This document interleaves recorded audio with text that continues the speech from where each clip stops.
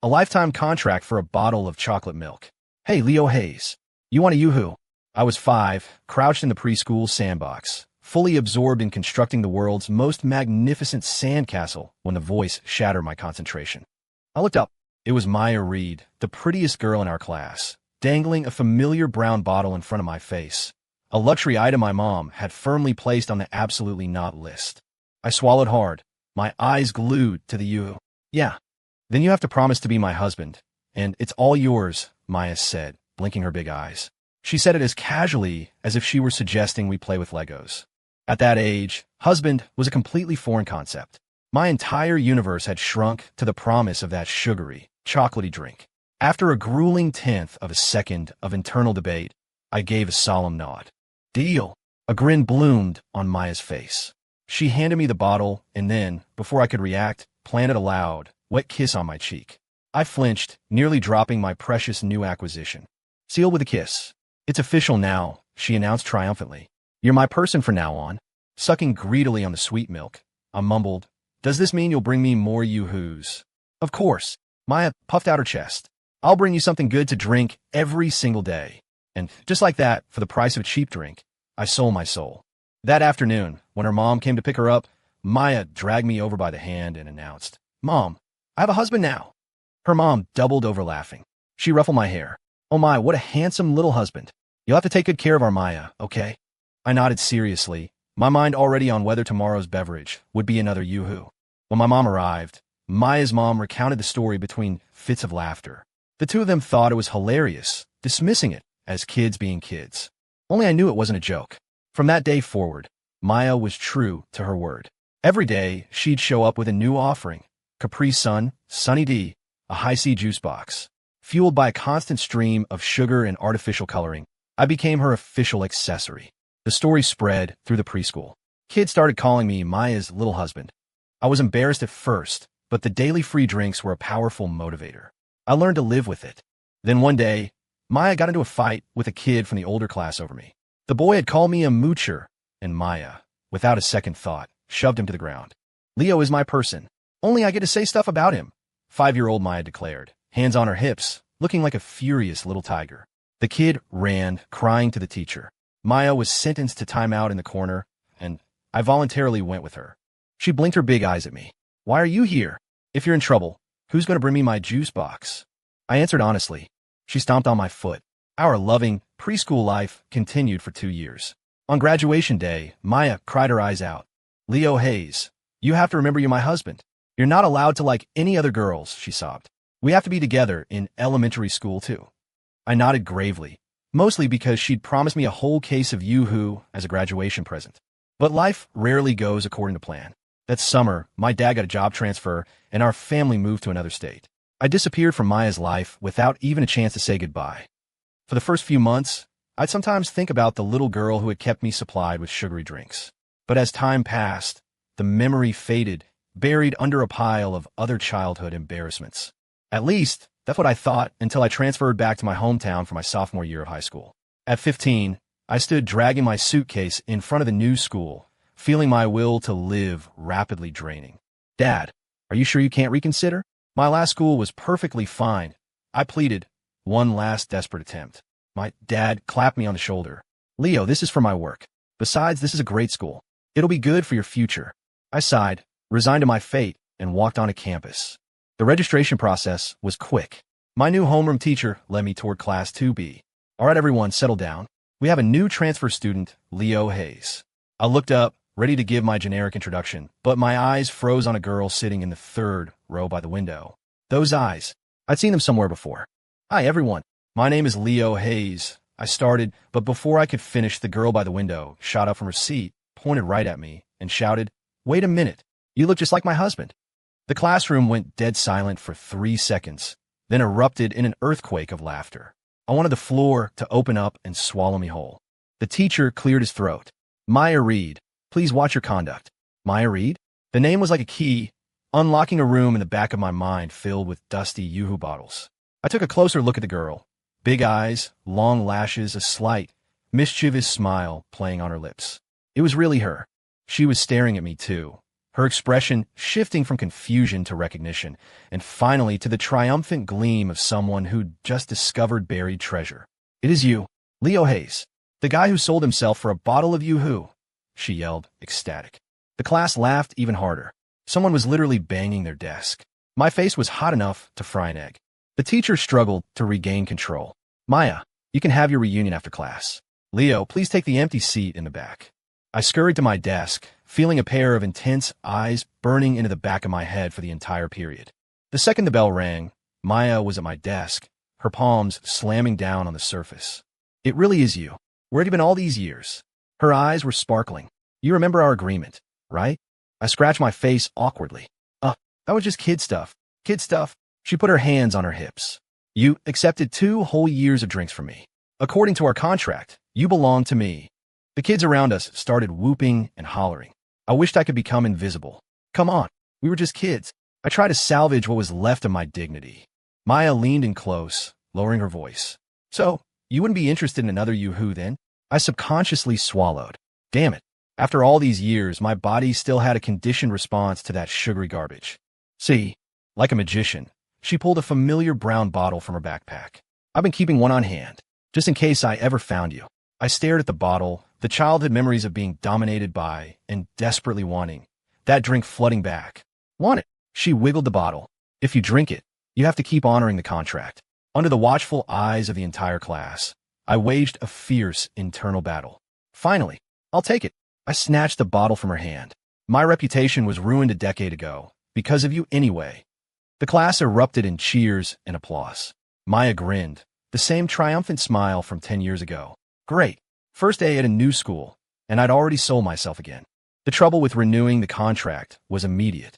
I stabbed the straw through the foil top, the familiar, overly sweet chocolate scent filling my senses. 10 years, and the taste hadn't changed a bit. Just like my situation, still completely under Maya Reed's thumb, all for a cheap drink. "So," Maya said, grabbing the chair from the desk in front of me and spinning it around to sit, her chin resting on the back. "Where'd you run off to for the last decade? You can't just abandon your wife like that." I nearly choked on my Yoo-hoo. Wife. The most we ever were was preschool make-believe. She narrowed her eyes. "Make-believe? Leo Hayes, you accepted approximately 730 beverages from me.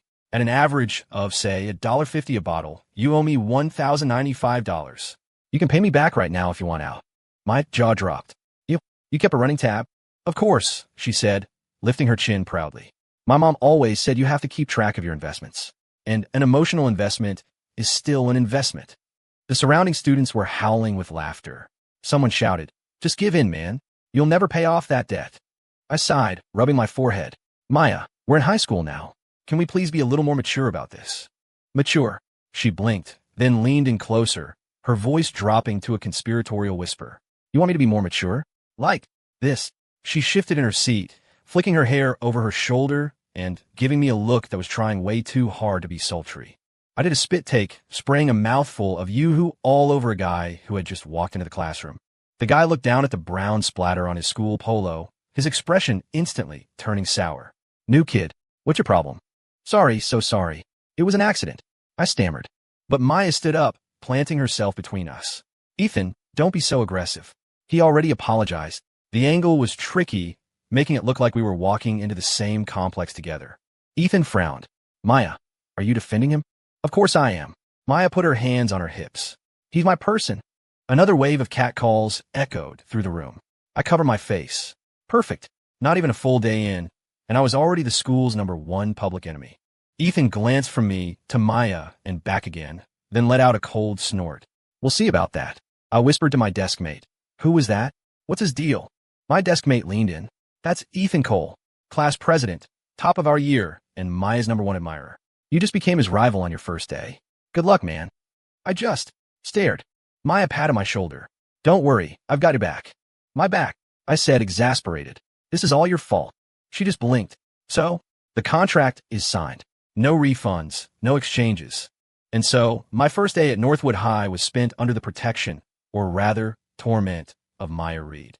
Between every class, she'd materialize at my desk, either handing me a drink or some snack, making absolutely sure everyone knew I was her sugar baby. After the last bell, I was about to make a run for it, but Maya snagged the strap of my backpack. "Wait." Let's walk together. Seriously, what do you want now? I asked, defeated. I'm walking you home, she said, as if it were the most obvious thing in the world. I have to know where you live. What if you run away again? I sighed. I'm not going to run away. My dad's job transferred him back here. We're not leaving anytime soon. How soon is soon? She asked, suddenly suspicious. At least until I graduate high school. Her eyes lit up. Perfect. We can get married right after graduation then. I nearly choked on air. Married? What is going on in your head? It's in the contract, she said with dead seriousness. We agreed when we graduated preschool. Marriage after high school graduation. I put my head in my hands. Maya, we were 5 years old. So what? She shot back. A promise made at 5 isn't a promise? You drank all my yoo-hoos, and now you want to bail. Completely defeated, I let her follow me out of the school. I shouldn't have been surprised to see Ethan Cole and a few of his friends waiting by the gate, clearly there for me. New kid, we need to talk, Ethan said, his face a cold mask. Maya immediately stepped in front of me. Ethan, what do you think you're doing? This is between guys. Stay out of it, Ethan said, his eyes fixed on me. What? Can you only hide behind a girl? I sighed, gently moving Maya behind me. It's fine. I've got this. I walked up to Ethan. Class president. What can I do for you? He looked me up and down. Stay away from Maya. I actually laughed. You should probably be telling her that. She's the one who won't leave me alone. Ethan paused, clearly not expecting that answer. The guys behind him exchanged confused glances. Whatever, Ethan said, recovering. She's out of your league. I nodded.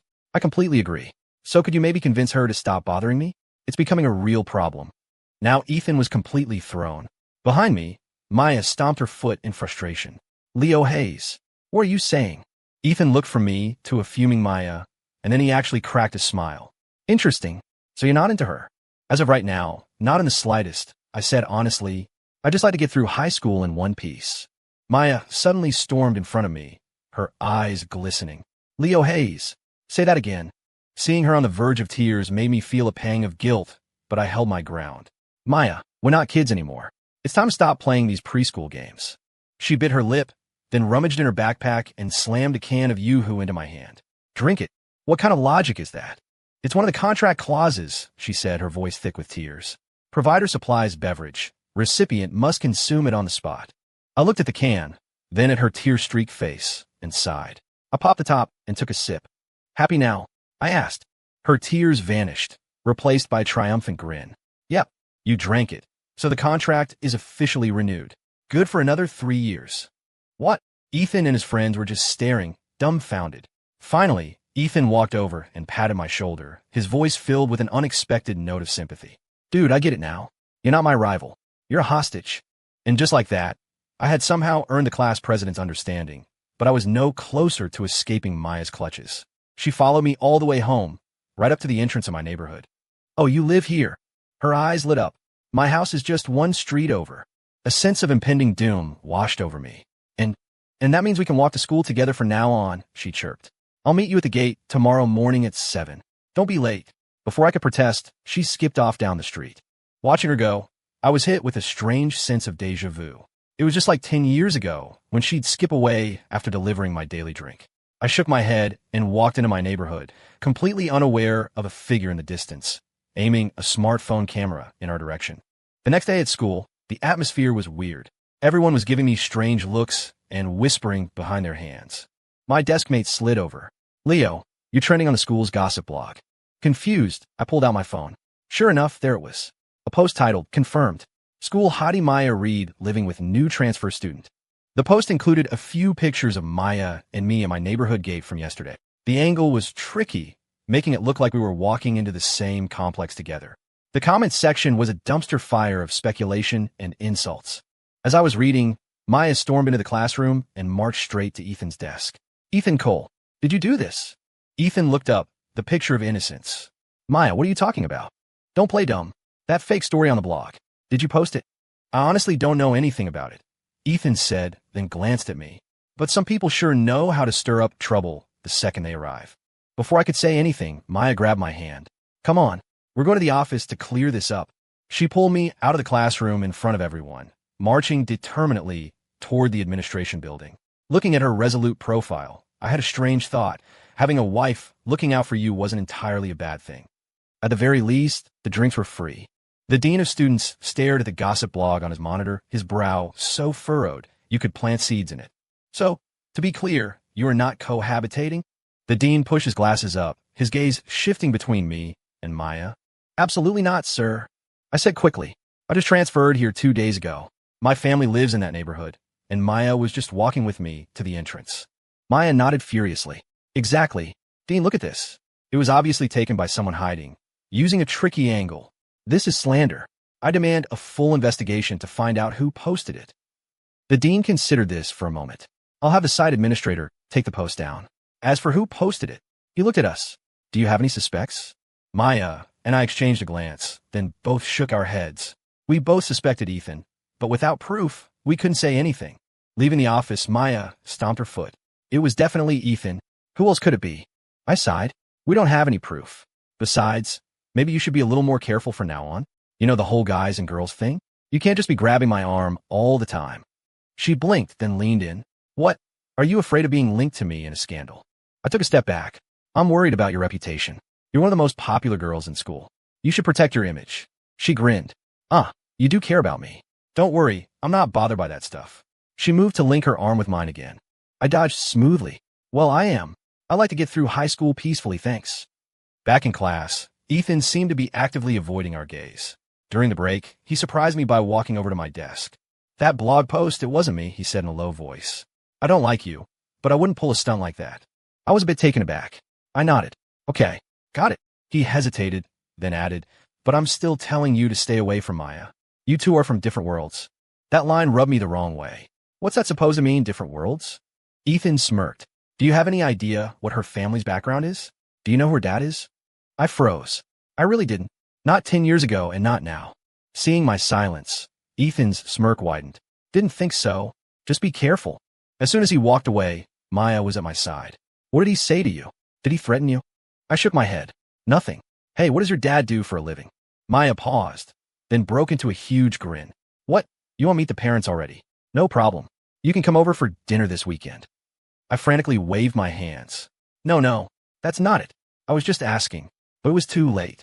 She'd already taken it seriously and spent the rest of the day planning my weekend visit to her house. I wanted to cry. The gossip blog incident continued to simmer. Even though the post was gone, the rumor had already spread. Everywhere I went, people would point and whisper, "Look, that's Maya Reed's mystery boyfriend." To make matters worse, my homeroom teacher heard about it and pulled me aside. Leo, you're a new student. You need to focus on your studies, not get involved in all this drama, understand? I was being framed. It was a total injustice. During gym class, the guys were playing basketball. Ethan was the star of the school team, a phenomenal player who was effortlessly dominating the court. I was in a foul mood, so I started playing hard too, sinking a few three-pointers in a row. Ethan was clearly annoyed. He started guarding me, getting more and more physical. On one play, as we both went for a rebound, he deliberately elbowed me in the stomach. I doubled over in pain. Sorry, man. Didn't see you, he said, but his eyes were full of challenge. Maya immediately stormed onto the court. Ethan Cole, you did that on purpose. Ethan held up his hands. I said it was an accident. It's basketball. A little contact is normal, right? I grabbed Maya's arm before she could explode. It's fine. Let's just play. For the next few minutes, it was me versus Ethan. The score was neck and neck. With 10 seconds left, the game was tied. The ball was in my hands, and Ethan was on me like glue. You win this, and I'll help you clear up that rumor, he muttered under his breath. I paused and grinned. Deal. One fake, a quick spin, jump, and shoot. The ball sailed through the air in a perfect arc and swished through the net. A three-point buzzer beater. The court was silent for a second, then erupted in cheers. Ethan's face was grim, but he walked over and clapped my shoulder. Nice shot. You're better than I thought. I'll handle the rumor. True to his word, an anonymous apology post appeared on the gossip blog that afternoon. The poster admitted to taking the photos and deliberately framing the angle because they had a crush on Maya and were jealous of the new transfer student. It wasn't Ethan. It was a quiet kid from our class I barely knew. Ethan came by my desk. See? Told you it wasn't me. I nodded. Sorry for misjudging you. He almost smiled. But I'm still not giving up on Maya. Fair competition. Before I could answer, Maya cut in. What competition? Leo is my legally contracted husband. We signed a deal in preschool. Ethan rolled his eyes and walked away. After school, Maya insisted on checking my stomach where Ethan had elbowed me. She lifted my shirt to reveal a nasty-looking bruise. That jerk. I'm gonna go settle the score with him, she fumed.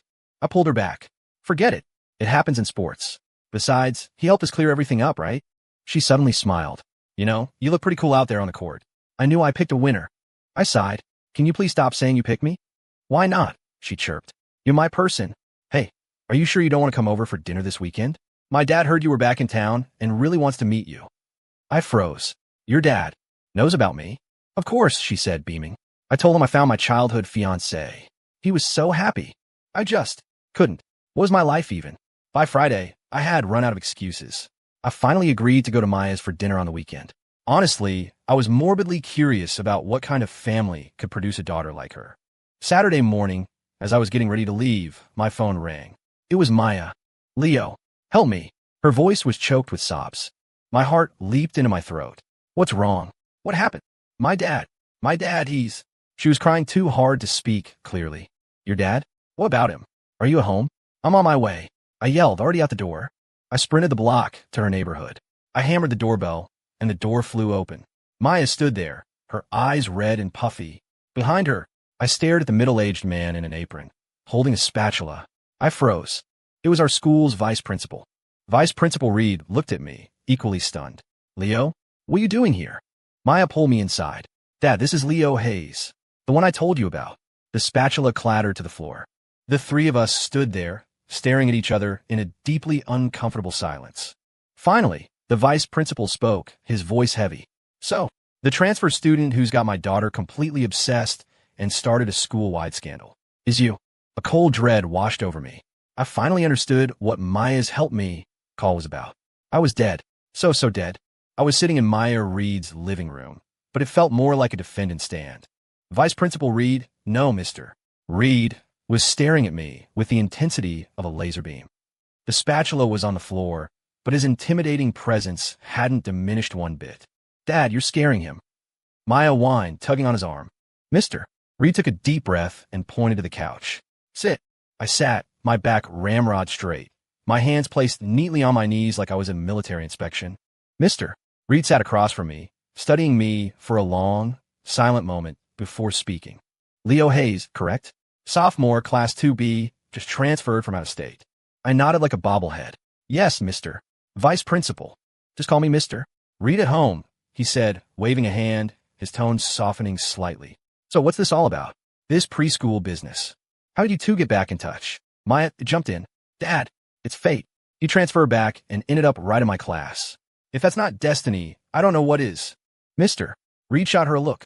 I wasn't asking you. He turned his gaze back to me. You tell me.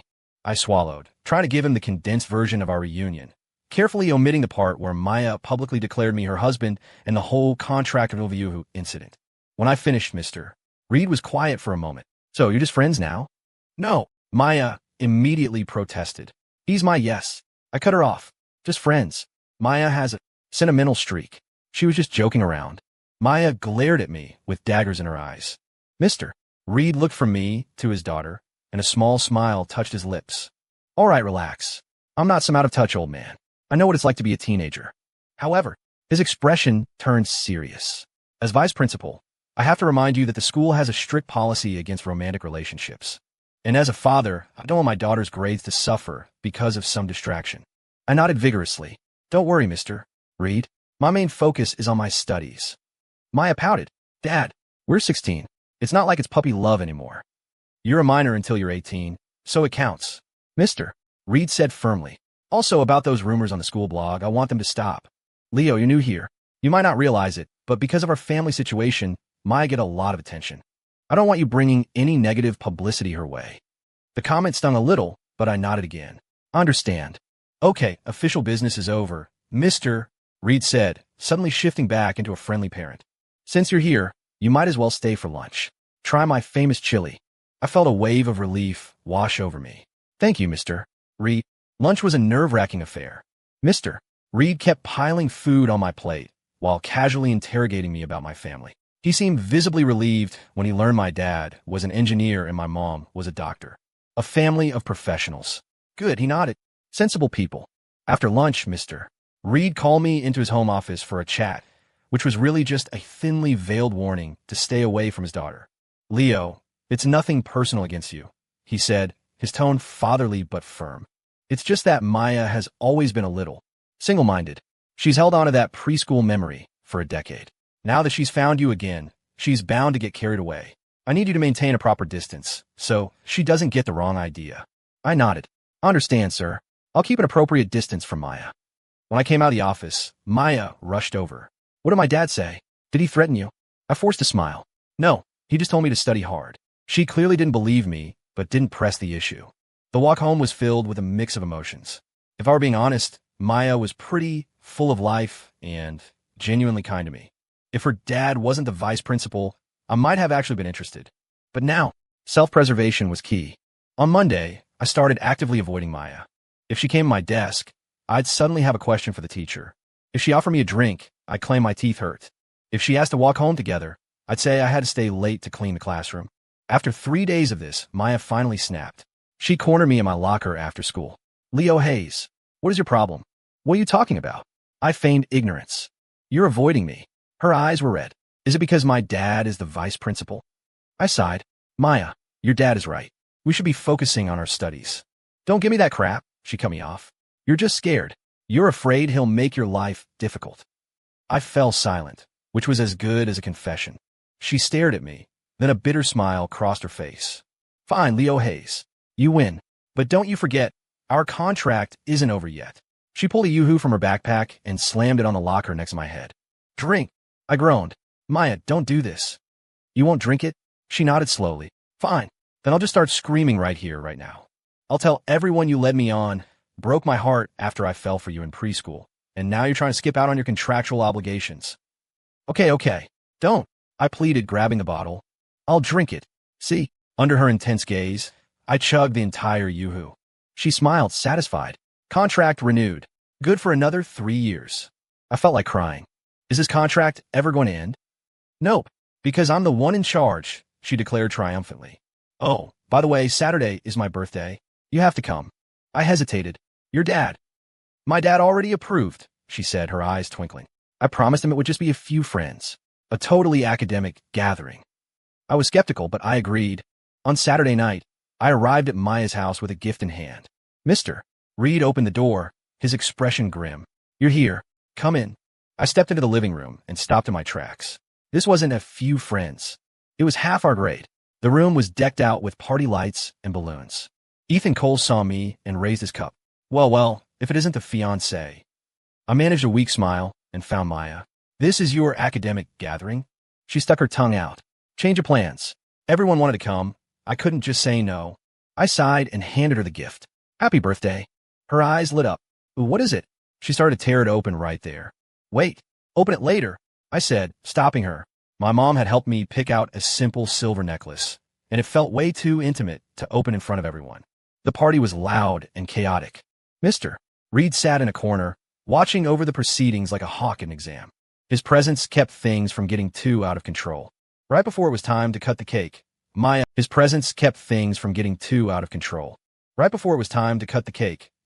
climbed onto a chair. Everyone quiet down. I have an announcement to make. The music died down. All eyes turned to her. I had a very, very bad feeling. Today, on the special occasion of my 16th birthday, she began, looking directly at me with a dramatic, heartfelt expression. I want to officially propose to Leo Hayes. I sprayed a mouthful of soda across the coffee table. The room erupted in gasps and whispers. Mr. Reed shot to his feet. Maya, what is this nonsense? Maya produced a small box from her pocket, flipping it open to reveal a ring, a plastic one from a gumball machine. I'd later find out. Leo Hayes, will you marry me right after we graduate? The entire party started chanting. Say yes. Say yes. I wanted to dematerialize. Mr. Reed's face was turning a dangerous shade of purple as he strode toward his daughter. Maya Reed, get down from there this instant. Suddenly, Ethan spoke up. Come on, Mr. Reed. It's just a joke. We're all just having fun. The other kids quickly agreed. Yeah, it's just a joke. Mr. Reed took a deep, steadying breath. Once the cake is cut, this party is over. It's getting late. The mood instantly deflated. Everyone quickly ate their cake and fled. I was told to stay behind for another chat with Mr. Reed. I can't believe I misjudged you so badly, he said, his voice ice cold. Using my daughter's feelings to show off in front of your friends. This was so unfair. Mr. Reed, I swear I had no idea she was going to. Enough, he cut me off. I want you to stay away from my daughter. If you don't, I will have you transferred to another school. My heart sank. I nodded. I understand. I walked home, feeling numb. I wasn't worried about myself. I was worried about Maya. As crazy as her methods were, her feelings were real. And I, out of fear of her father, had been a coward. My phone rang as soon as I got home. It was Maya. I'm sorry, she whispered, her voice cracking. Did my dad yell at you? I sighed. It's fine. Just don't do things like that anymore. There was a long pause. Then she said, Leo, I really like you. I have since preschool. I've always liked you. My heart stuttered. I didn't know what to say. I know my methods are a little extreme, she said, her voice trembling.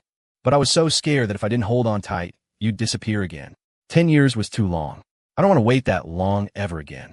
I stood there, phone in hand, completely speechless. Finally, I managed to say, get some sleep. Happy birthday. I hung up and stared at the ceiling all night. On Monday, I want to find Mr. Reed. Mr. Vice Principal, I'd like to talk to you, I said, standing in his office, my resolve firm. About me and Maya. I'd like you to hear my side. He raised an eyebrow. Oh, I like your daughter, I said, deciding to be direct. Her methods drive me crazy, but I do like her. But you have my word. Until we graduate, we will be nothing more than classmates. I will help her study, not distract her from it. Mr. Reed looked surprised. He was silent for a long time. You're certainly blunt. I smiled faintly. Because I'm done running away. Finding each other again after 10 years. That doesn't happen every day. But I promise you, our education will come first. He studied my face, then let out a long sigh. All right, I'll trust you for now. But his expression hardened. If her grades drop, or if there are any more public spectacles, I'll transfer myself. I finished for him. I walked out his office and felt a huge weight lift off my shoulders. Maya was waiting anxiously in the hall. What happened? Did he give you a hard time? I looked at her and smiled. Maya, can we amend the contract? She blinked. Amend what? Let's get rid of the beverage clause, I said.